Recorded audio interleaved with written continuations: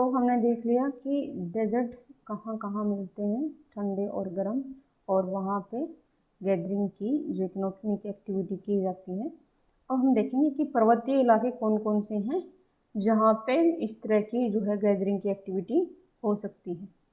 ठीक है, तो जो पर्वतीय इलाके हैं, कुछ पर्वत माला हैं, श्रेणियां हैं, कुछ पर्वतमाला हैं, ये देखते हैं। ये उत्तर अमेरिका के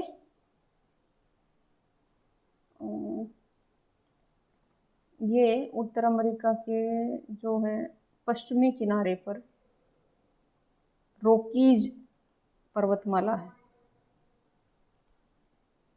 ठीक है, तो वो काफ़ी यहाँ से चलना स्टार्ट करती है, बिल्कुल किनारे के लगभग साथ साथ ये लंबी लाइन के रूप में ये होगी रॉकीज। ठीक है, अब नाम याद रख लेना ये धीरे धीरे। ठीक है, तो ये रॉकीज पर्वतमाला है, तो काफ़ी ऊंचे पर्वत हैं। और पर्वतीय इलाकों की बात करें ना, और फिर है एंडीज पर्वतमाला। दक्षिण अमेरिका में क्या है, एंडीज पर्वतमाला। ये पश्चिमी किनारे के साथ साथ, जैसे किनारा है ना, ये पूरे ऊपर से लेके ठीक नीचे तक ये होगी एंडीज।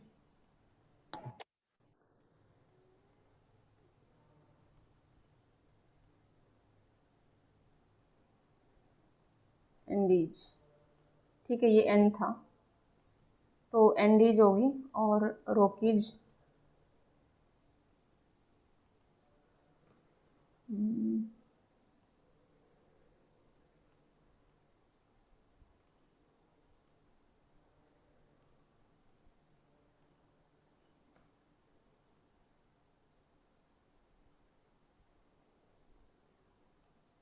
ये ई है रॉकीज।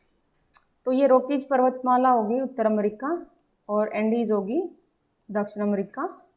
और अब आते हैं, ये होगी यहाँ पे, ये लेके ये एल्प्स पर्वतमाला, एल्प्स। ठीक है, क्या बोलते हैं इसमें अपना, यूरोप में। ठीक है, फिर ये हो गया अपने हिमालयास। ठीक है, जो दुनिया की सबसे ऊंचे पर्वतमालाएं। ठीक है, यहाँ पे ये ऑस्ट्रेलिया में हो गया, ऑस्ट्रेलिया के पूर्वी किनारे पर। ठीक है, उसके बाद फिर क्या है, कुछ गिने चुने और पर्वत हैं। ठीक है, उनका आपको किसी दिन बाद में है या मैप करेंगे जब देखेंगे। ठीक है, तो ये हो गए पर्वतीय क्षेत्र, जहाँ पे ज़्यादा बड़ा पर्वतीय क्षेत्र है और ऊंचे हैं, जहाँ पे काफ़ी ठंड रहती है, और फॉरेस्टेड एरियाज हैं या बर्फ जमी रहती है। ठीक है, तो जो बर्फ जिन पर्वतीय क्षेत्रों की या जिन पर्वतों की ऊंचाई, जिन पर्वतमालाओं की ऊंचाई 5,000 मीटर से ऊपर रहती है, तो वहाँ पे ज़्यादा बर्फ गिरती है। ठीक है, तो हिमालयज है इसका काफ़ी बड़ा हिस्सा, और जो है ऐसा जो बर्फ से ढका रहता है। तो इनमें भी क्या है, इन इलाकों में भी क्या है, इन पर्वतीय क्षेत्रों में क्या रहेगा, जो है इस तरह की सबसिस्टेंस गैदरिंग देखने को मिल सकती है। उसके बाद थे सघन वन। सघन वन एक तो हम ये देख ही चुके हैं, ये वाले तो जो भूमध्य रेखीय वर्षावन, वो तो देख ही लिए। उसके अलावा और कहीं पर भी जहाँ पे सघन वन हो, वो हम देख, वहाँ पे भी इस तरह की गैदरिंग की एक्टिविटी देखने को मिल सकती है। तो कहाँ कहाँ हो सकते हैं सघन, तो मुश्किल है, लेकिन जैसे क्या है, यहाँ पे जो ये तो साइबेरिया का एरिया है, और ठीक यहाँ इस बेल्ट में, ठीक है, टैगा के वन होते हैं, ये ऊंचे खिसक गया। ठीक है, तो टैगा के वन होते हैं, टैगा। तो ये शीतोष्ण कटिबंधीय वन है।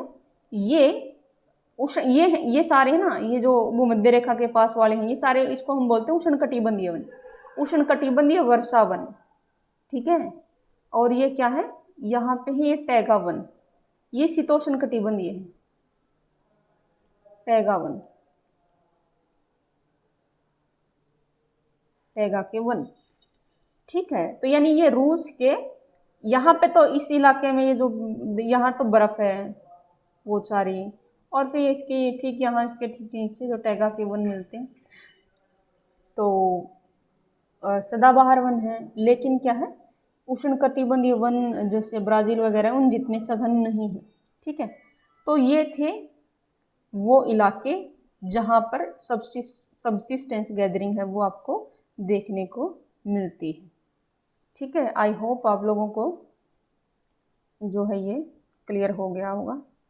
तो ये हमारा जो है जो गैदरिंग वाला जो इकोनॉमिक एक्टिविटी है वो क्या होती है और किन किन चीज़ों की गैदरिंग की जाती है और विश्व के किन किन हिस्सों में देखने को ये मिलती हैं, और ये सब हमने मैप पर भी सीख लिया है।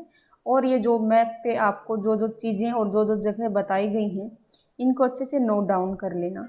ठीक है, और इसके बाद जो है मैप लेकर ये चीज़ें लोकेट कर लेना। ठीक है, लोकेट करना, दिखा लेना जो जो चीज़ें बताई हैं। ठीक है, और ये मैप भी तैयार कर लेना। अगर इनमें से जो भी एक्टिविटी आती है, अगर मान लिया आपका गैदरिंग पे क्वेश्चन आ जाए या आगे चल के आपका आखेट पे आ जाए या एग्रीकल्चर पे आ जाए, मैप भी दिखाने ज़रूरी होते हैं। और अगर आप इस मैप को समझ लो ना, अगर आपने ये समझ लिया, जैसे मैंने विद रीजन बताया, लॉजिक बताया, ये इसकी सीध में है, तो आपको ये अब इजीली याद रहेंगे। अगर सिर्फ ये दे दिया जाए तो आपको ये याद रखने बहुत मुश्किल होंगे और ना ही कारण का पता होगा। लेकिन जब हमने ये मैप कर लिया है तो हमें कारण भी है, ये इसकी सीध में है, ये भी इसकी सीध में है, ये इन अक्षांशों में है, ये जैसे हैं, ये सारे ये तीनों के तीनों एक ही अक्षांशों में हैं। ठीक है, ये सभी भी एक ही अक्षांशों में हैं। ठीक है, नीचे वाले भी एक ही अक्षांशों में थे। ठीक है, तो यानी आपको लॉजिक भी पता है, लोकेशन भी पता है, तो अगर इस मैप को भी याद कर लोगे तो ये तो है ना, ये जो लिखना वाला ये जो पोर्शन है ये तो अपने आप आ जाएगा, इसमें कोई प्रॉब्लम है ही नहीं। ठीक है, तो इसलिए है मैप के थ्रू याद करने की और समझने की आदत डालो। और ये जो कारण था ना वो कारण छूट गया, जो आपका मैंने कहा ना कि ये जो है, ये देखो वन तो आपको इनके पूर्वी किनारों पे मिल रहे हैं, महाद्वीपों का जो है ये पूर्वी किनारा है और यहाँ पे ठीक, तो यहाँ पे क्या है, एक तो नदी की वजह से है, दूसरा यहाँ पे क्या है, आपको पता है कि उष्णकटिबंध में हवाएं कैसी चलती हैं, पूर्वी हवाएं चलती हैं, है ना, पूर्वी हवाएं चलती हैं। अब यहाँ समुद्र के ऊपर से हवाएं होके आएंगी तो बारिश यहाँ पे लाएंगी, तो महाद्वीपों के किन किनारों पे बारिश करती हैं, पूर्वी किनारों पे, और पश्चिमी किनारों तक आते आते अब मान लो अफ्रीका में बारिश होगी, तो अफ्रीका में ये हवाएं आई, ये हवाएं समुद्र के ऊपर से आई, तो अफ्रीका के इन हिस्सों में भी लगभग इस आधे से हिस्से तक बारिश कर देंगी।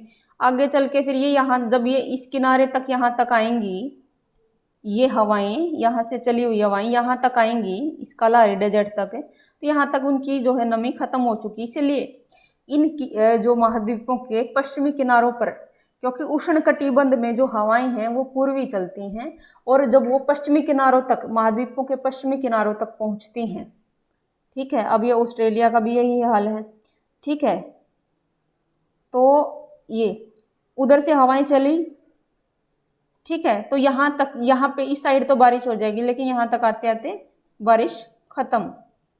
ठीक है, और यही हाल यहाँ पे है। ठीक है, तो ये ध्यान रखना। तो जो है उष्णकटिबंध में पूर्वी हवाएं चलने की वजह से तो महाद्वीपों के पूर्वी किनारों पे तो बारिश देखने को मिलती है।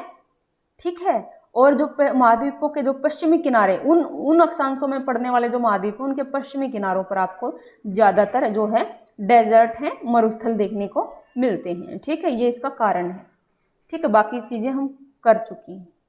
ठीक, तो ये हो गया हमारा आज का टॉपिक जो है गैदरिंग का कंप्लीट, और कल हम शुरू करेंगे आखेट का। ठीक है।